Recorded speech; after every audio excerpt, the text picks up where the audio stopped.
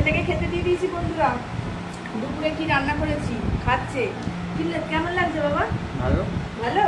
তুই ভেবেছিলি যে আজকে এই খাবারটা হবে? সত্যি আমিও ভাবিনি বন্ধুরা।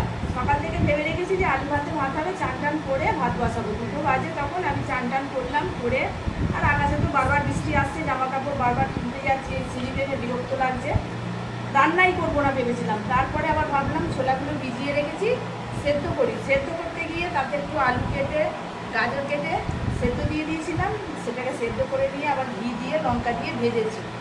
আর ভাবলাম একটু লুচি করে ফেলি।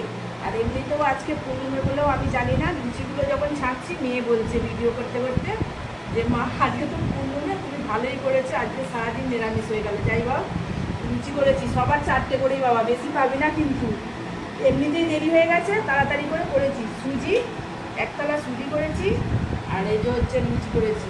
মেয়েকে দিয়ে দেবো, ছেলেকে দিয়ে দিয়েছি, দিয়ে এবার খাবো।